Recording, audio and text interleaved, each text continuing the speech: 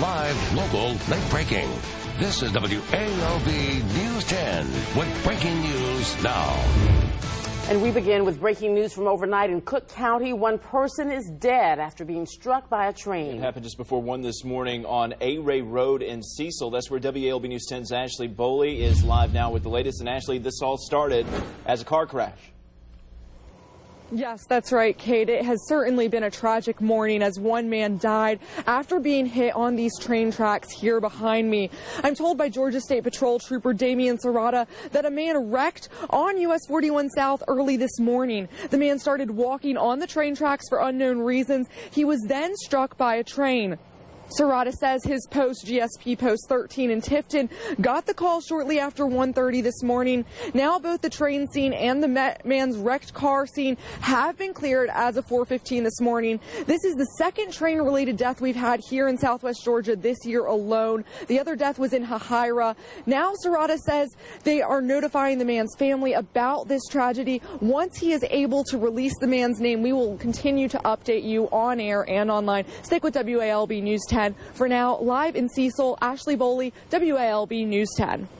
An Albany man remains in critical condition after he was beaten with a baseball bat. Albany police tell us 33-year-old Angel Hernandez is still recovering from Saturday's incident. This happened around 1 a.m. in the 1500 block of Pinecrest Drive. Larry Roger Sparks Jr. faces aggravated assault charges. He remains in the Dougherty County Jail. New dash cam video shows a high-speed chase in South Albany last week where a man fired shots at officers. The chase started after police responded to calls about a burglary on Willard Avenue. Officers say they spotted 41-year-old Dexter Siegler, who took off in a Honda Accord. You can see in the left of your screen bullets coming from the car. The chase ended in the 1100 block of West Whitney Avenue when the suspect struck a police cruiser. No one was injured. Siegler remains in the Dougherty County Jail charged with 15 counts of aggravated assault on a police officer, attempting to elude, and criminal damage. Well, 5:02 is your time now on this Wednesday morning, and it is windy outside, Chris. Yeah, even this morning we've got winds gusting to past 25 miles per hour. So Live, local, late breaking. This is WALB News 10's Today in Georgia. Right now, emergency leaders in Dougherty County are keeping a close eye on the possibility of severe weather, so they're prepared to keep people safe. Yeah, let's get straight over to First Alert meteorologist Chris Zelman with a look at the risk of potential severe weather today, Chris.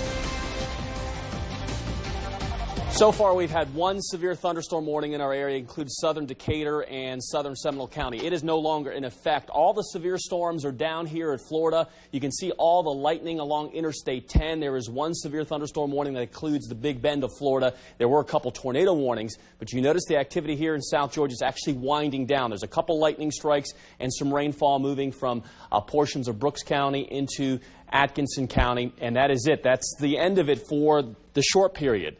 Long period, we've got another round. I think the best round will come this afternoon. So there's still a slight risk of severe storms with a 15% chance of damaging winds, 15% chance of large hail, and a 5% chance of a tornado. Everyone highlighted here in yellow would be included in that. You can see that the thunderstorms will begin to fire this afternoon around 2 to 3 o'clock and move from southwest to northeast. Any one of these thunderstorms that you see, they may be small in size, could be producing a tornado, could be producing large hail, and also gusty to damaging winds. So we'll be watching that as we go into the afternoon. So for your commute this morning, we've actually reduced the rain chance only to 20%. Temperatures in the mid-60s, a little patchy fog developing.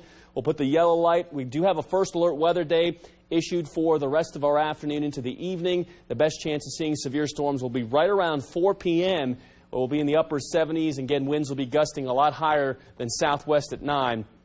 We could see winds actually gusting over 50 miles per hour with some of these thunderstorms. And again, the potential for large hail, and that's why the red light is up. So we still have at least, I'd say, 12 to 16 more hours to get through this storm system before we can say goodbye to the severe threat, guys. Well, Albany-Dougherty County emergency management officials are working throughout the day in preparation for severe weather. They say it's important everyone does their part to help keep the community safe. Have your cell phone and other necessary devices fully charged, along with water and medications for you and your pets. One thing EMA officials are stressing is protection for people who live in mobile homes. A Good Samaritan shelter will open at the Second Mount Zion Church in Albany. That is specifically for those who live in mobile homes. Right now, officials are working to get other shelters in place in case of dangerous weather. You're in a mobile home. You will be safer if you go to a fixed foundation residential building, whether that's the home of a family friend or a family member, or somewhere outside of your mobile home park. That is a safer choice for you. Now, she says that people who live in fixed foundations will be safe in their own homes. Just get to an interior room in case of a tornado warning. The Worth County emergency officials also sending an important message in light of this potential severe weather. They say it's important to make sure you have a full tank of gas along with generators in case of power outages. Fire officials say to protect yourself, of course, from falling trees and branches. And having a chainsaw could be helpful. They ask that everyone stay alert and listen for potential tornado sirens in order to take cover. I'm here, tornado siren. That's means there's an imminent tornado within so many square miles of your area. So we would ask everybody to go to the interior part of their house or interior part of the structure, closet, bathroom, whatever your designated area of your safe room. Get out on the floor, maybe cover yourself with a mattress, cover yourself with soft debris, and take shelter. Yeah, firefighters there in Worth County working on a possible comfort station for residents if the weather becomes dangerous. Breaking overnight, Albany police searching for a missing Albany teenager who has autism. 14-year-old Tadarian Tuff was last seen around 10 p.m. Sunday at his Meadows Drive home by his mother. Now, he was wearing a gray hoodie, gray sweatpants, and black shoes. He may be carrying a black Under Armour backpack. Tuff is verbal and is able to write. He has an attraction to shiny objects and may also hide. If you see Tuff, call APD at 229-431-2132 or 911. Live, local, late-breaking. This is WALB News 10 today in Georgia. A Georgia State Patrol trooper killed in a crash. His daughter injured in Crisp County. The latest on this tragic accident coming up. And an outbreak of tornadoes in the south, down trees and power lines. We're going to show you some of the worst of the damage in Alabama coming up in just a few minutes. We're saying goodbye to the severe thunderstorms that are passing to our north and east, and hello to wind. A wind advisory is in effect for wind gusts over 35 miles per hour this afternoon. We'll have the very latest on the cold front that's going to change our temperatures in a big way. Well, this morning, the Georgia State Patrol mourning the loss of one of its own. 24-year-old trooper Tyler Parker was off duty when he was killed in a crash Monday afternoon in Crisp County. His daughter was seriously injured. Crisp County Sheriff Billy Hancock shared this photo overnight. Parker worked for the Crisp County Sheriff's Office before becoming a state trooper. The Crisp County coroner says Parker was in his personal truck when the wreck happened on Araby Warwick Road just after 5 Monday afternoon. It's believed Parker may have hydroplaned during a heavy rainstorm and struck a tree. His daughter was taken to a hospital in Macon to be treated for serious injuries. We'll have more on Trooper Parker coming up later on Today in Georgia. Well, we now know the name of a woman killed in a crash Monday on I-75 in Lowndes County. Troopers say 20-year-old Kennedy Andrew of Newburgh, Indiana, was driving south on I-75 when her Chrysler 300 struck the rear end of a tractor trailer that had slowed for another crash ahead. It happened near exit 22 just after 8 a.m. A passenger in the car, Lexi Asbury of Kentucky, was not seriously hurt. Troopers suspect fatigue played a role in the crash.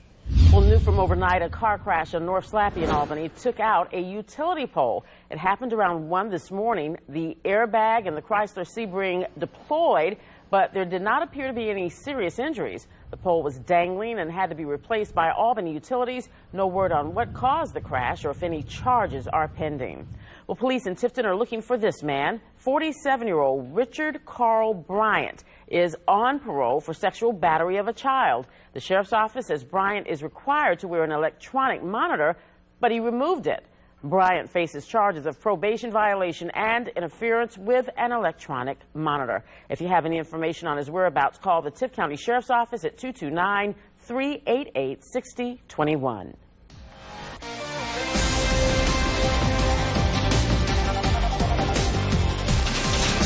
Well, here are the showers and storms that we received yesterday and the storm reports. We got 6 reports of large hail, mainly in our northern communities, and 2 reports of wind damage, mainly in our southern communities. Rainfalls range from nearly nothing here in Stewart County to just over 2 inches in parts of Coffee County.